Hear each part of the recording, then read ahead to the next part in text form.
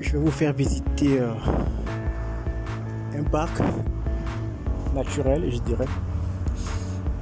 Ça, c'est un passage. Autrefois, c'était une usine de volailles, de bétail ici. Je sais pas qu'est-ce qu'ils faisaient, je pense que c'était le poulailler. Oui, c'était le poulailler. Autrefois, on appelait ça coco service. Quelles ont été les raisons pour lesquelles la société a fermé, on ne sait pas. Mais je crois bien que c'était pendant la crise de 2002.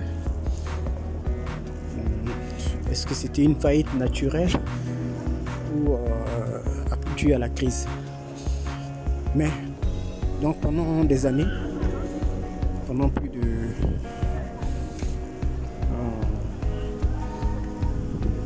16 ans, 18 ans, je crois bien. Oui, je dirais peut-être entre 16 et 18 ans. La société, disons, ici, c'est resté fermé. Et il y avait donc un peu partout de la brousse.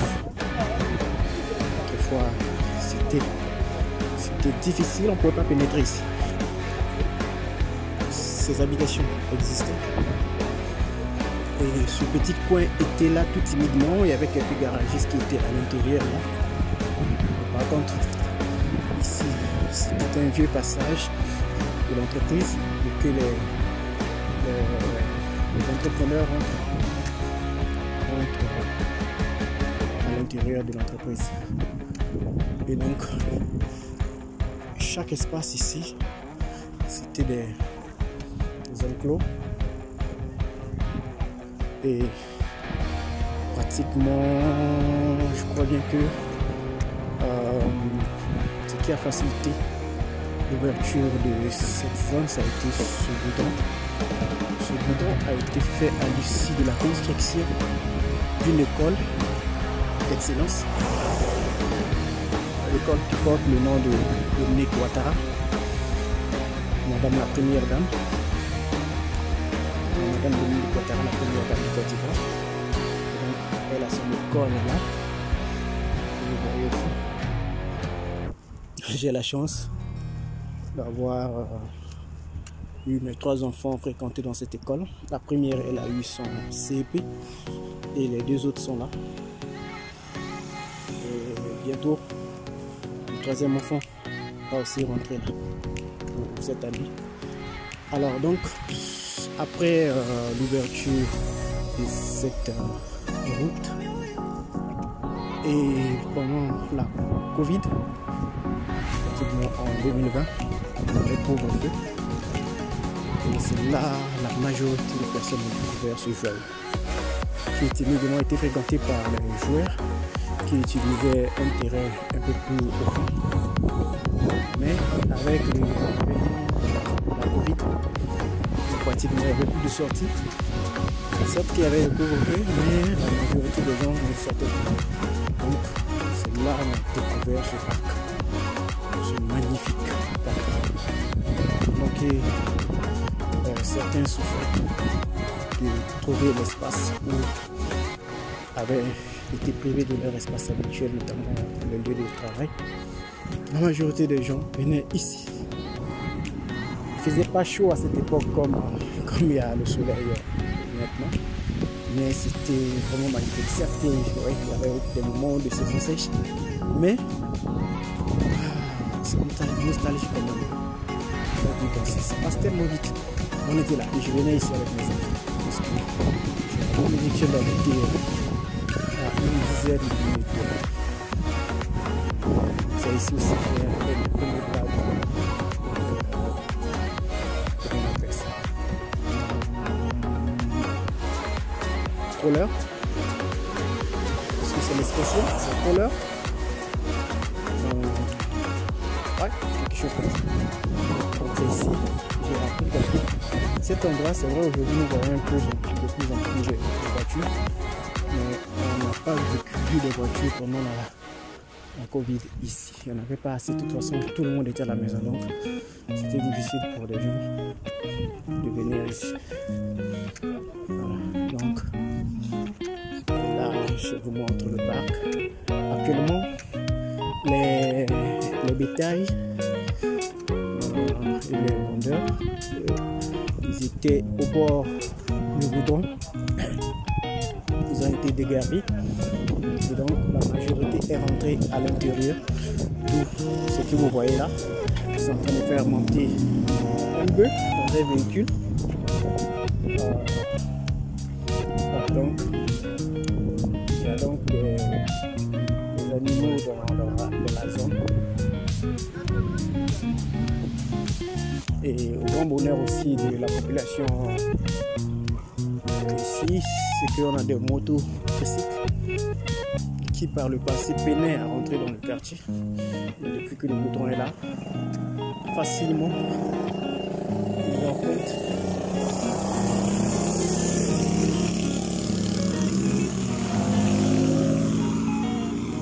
Voilà. C'est pas beau à voir ça. En dehors de tout ça, tout ce bruit, c'est vrai qu'il fait maintenant, il y a assez de bruit. Mais je dois avouer que c'était un cadre reposant et ça l'est toujours. Ça l'est toujours. C'est vrai que l'homme, quand il passe, il laisse toujours ses traces. Quand ils ont mis ce lampadaire, il n'y avait pas tous ces trous-là. Apparemment, il y a eu une erreur quelque part. Il y a eu peut-être fuite ou je ne sais pas. Ils étaient obligés de venir déterrer les câbles souterrains pour les mettre en l'air, en espérant que pour garder l'esthétique, ça va revenir sous terre.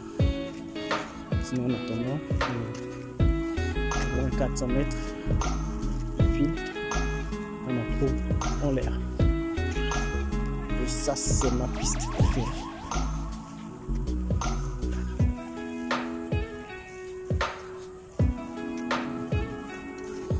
Voilà, donc c'est ici, dans ces endroits-là, que se trouvait l'œil. Et il y en a comme ça plein. Et donc chacun des riverains ou des jeunes, chacun a su en profiter, tirer profit de ces espaces pour faire un espace de jeu. Vous avez donc des gens qui jouent au foot.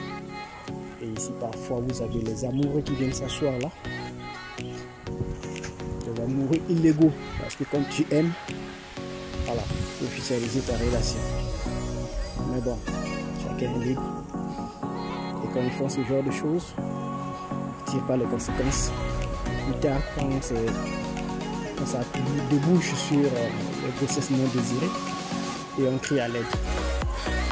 Mais bon, c'est comme ça, dans la vie, l'arme, on prend ça pour se défendre et aussi on peut prendre ça pour faire du mal. Donc l'espace aussi, c'est pareil. Donc on profite pour faire du bien, sport, méditation et se ressourcer. C'est là actuellement où je vous parle. Je suis dans mon cadre idéal. Donc, depuis de tout ce bruit que vous entendez, le fond est reposant. Surtout à cause du vent. La chance, c'est que ce parc, il est en hauteur. Il est en hauteur et donc on a la chance d'avoir le vent qui quitte pratiquement le Grand Abidjan, parce que là nous sommes un peu en hauteur. Et ça vient. Non seulement nous sommes en hauteur et puis on est entouré de la nature. Et donc le vent qui vient ici, si tu n'as pas vraiment un programme, tu peux t'asseoir et rester là jusqu'à 18h. Je suis tenté de vouloir rester, mais malheureusement j'ai un travail. Et donc ici c'était mon cadre préféré. Et comme je disais, quand l'homme passe, il laisse des traces. Il n'y a pas trop longtemps, c'était de la verdure là. De la verdure, mais l'homme est passé.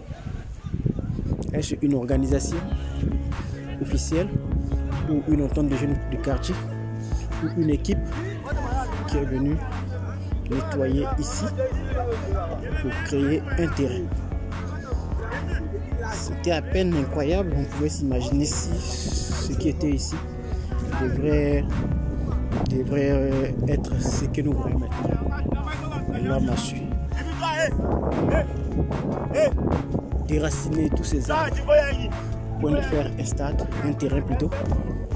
Wow. Donc on en compte maintenant de ce côté-ci. 1, 2, 3, 4, 5. 5 terrains sur terre. Et il y a maintenant plein de terrains bétonnés. Des terrains sur terre. On a 5. 1, 2, 3, 4, 5 grands. Voilà, donc j'oubliais.